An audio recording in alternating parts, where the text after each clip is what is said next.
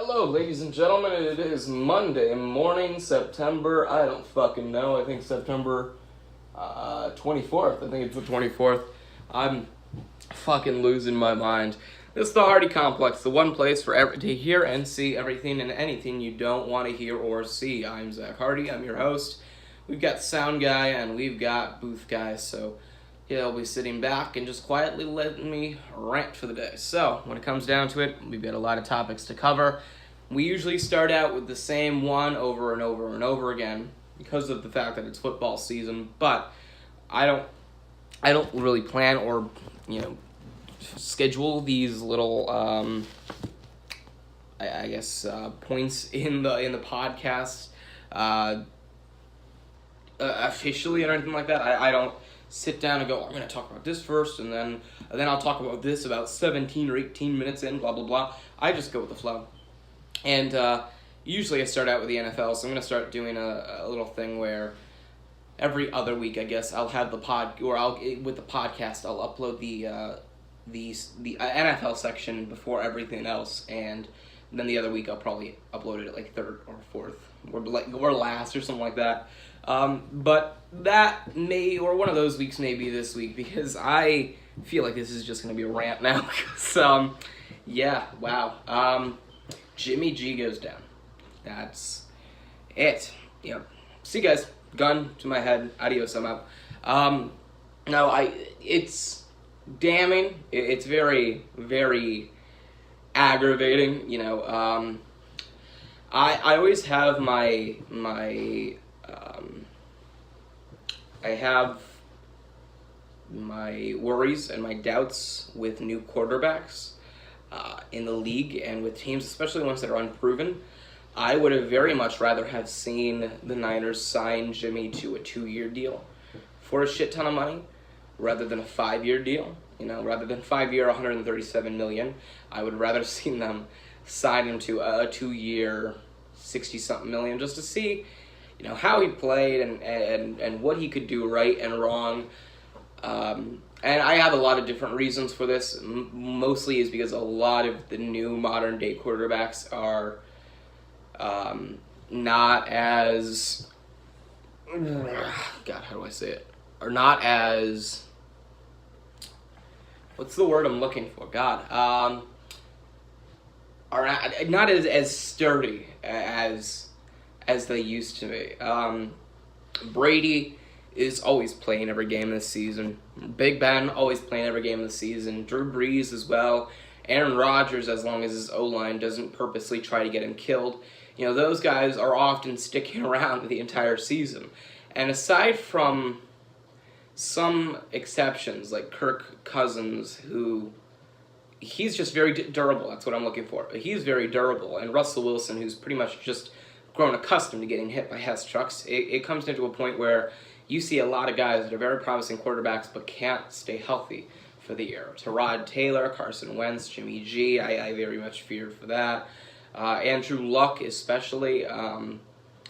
It's a big worry for me, especially because now that you see fewer and fewer durable quarterbacks, it's becoming a real nuisance. Because you can never count...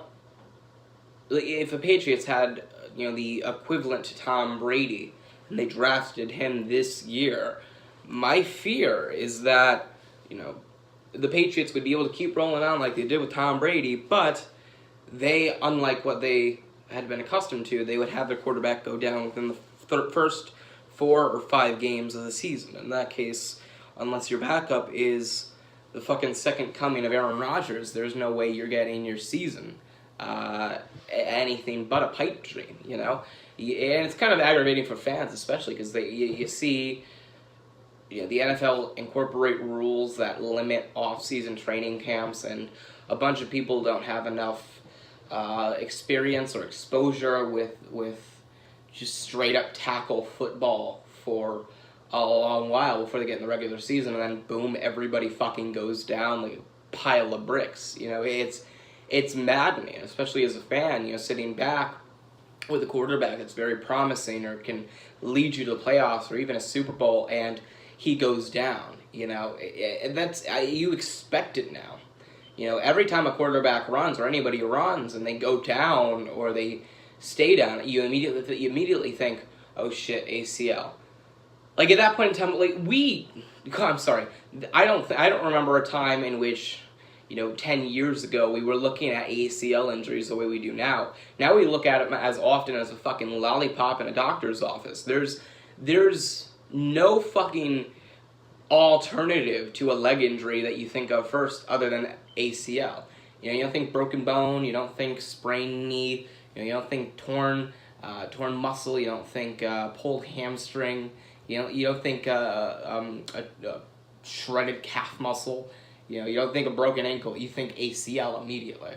Like that's got to be speaking volumes, And you can never, even if you're the Super Bowl defending champions, you can never count your season won. The Vikings got lucky last year. They were pretty injury-free in the overall aspect of things. But even if you're the Eagles this year, you can't count your season as a win because you don't know whether Carson Wentz is going down in week 3 or week 15. It's bound to happen because this is the NFL now. It's injuries galore, but you kind of have to hope that if you're back or that if your starting quarterback goes down, it's late in the season after you've already won or lost your season. You got to hope that you're not in a clinching situation. And as a fan, you wait close to a year for the season to come back, with all this promise. If you're a Browns fan, this entire offseason, much like many off seasons beforehand, it's like the Browns may actually have a chance. Their quarterback is serviceable. Their halfback is serviceable. The receiving core is not trash. Their offensive line can block. Their defensive line can actually step on a lollipop and not go down. Even as a Browns fan, you spend the offseason getting, excited. You have some anticipation. You look forward to something. And then something like that completely shreds your team. And the worst thing that could happen is that it's your quarterback that falls to it. Because your quarterback is your team leader. Your quarterback is the heart, fucking soul, and everything of that team. So he goes down early in the season, you might as well count Sundays as no fun again for about another year and a half. And it's maddening. It's aggravating. I just spent the entirety of last afternoon going, fuck it, wake me up next August. Because at that point in time,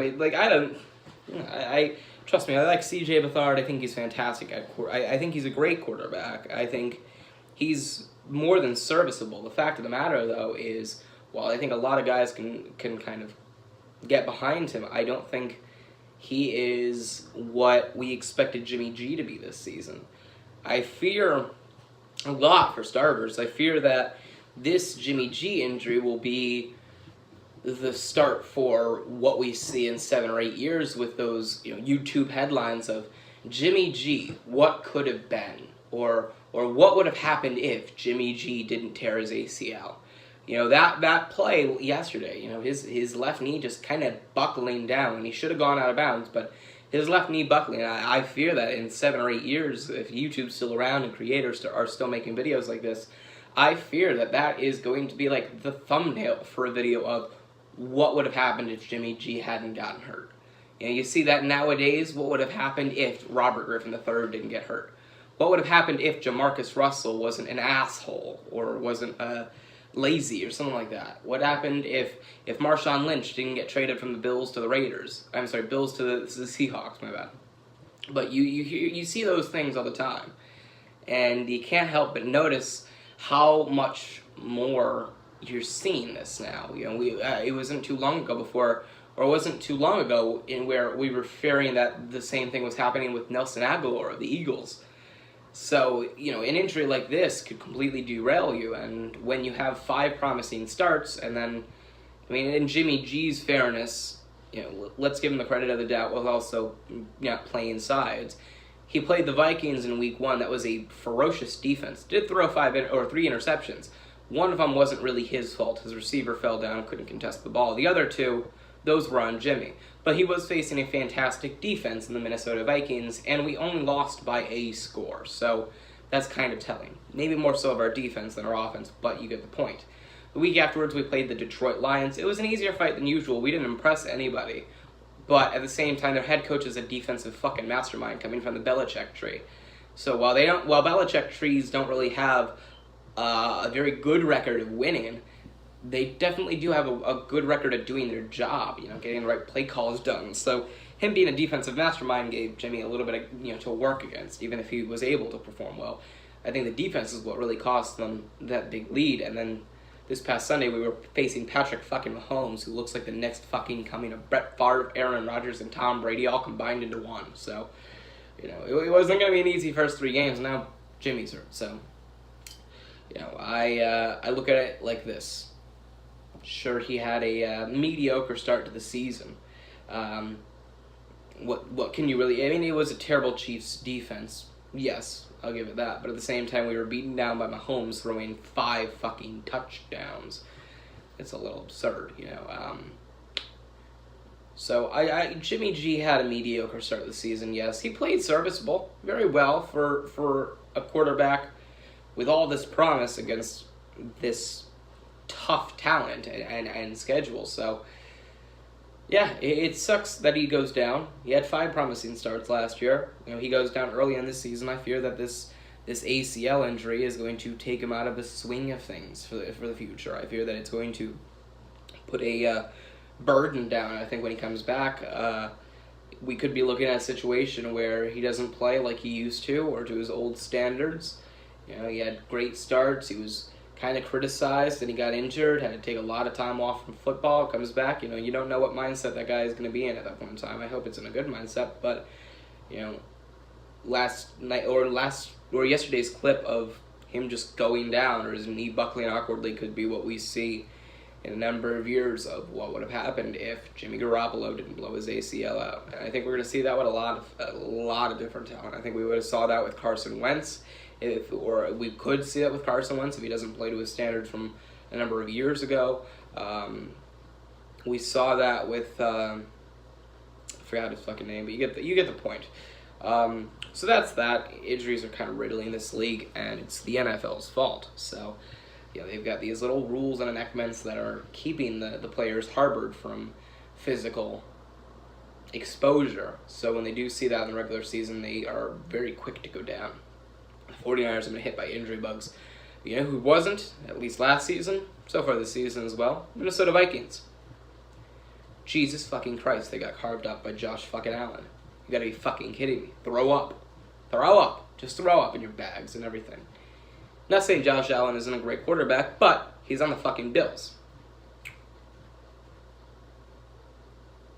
The Bills. The Buffalo Bills. Not any other Bills. Not the USF Bulls. The Buffalo Bills. They carved up the Minnesota Vikings yesterday. It wasn't even close.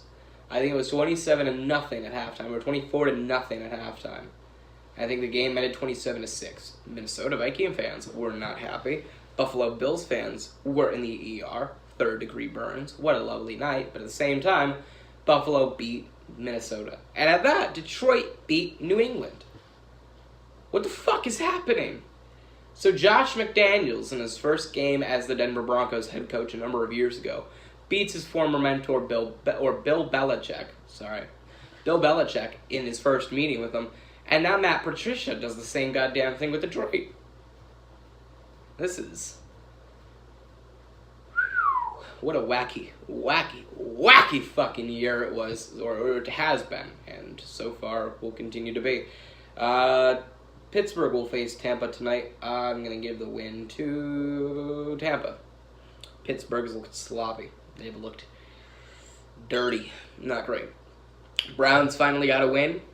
Congratulations. Baker Mayfield looks like the real deal. I really hope they trade I really hope they trade Tyrod Taylor somewhere else. Maybe we'll take him. We'll take him from the Browns. 49ers can take him, right? No. We'll see what CJ Beathard can do.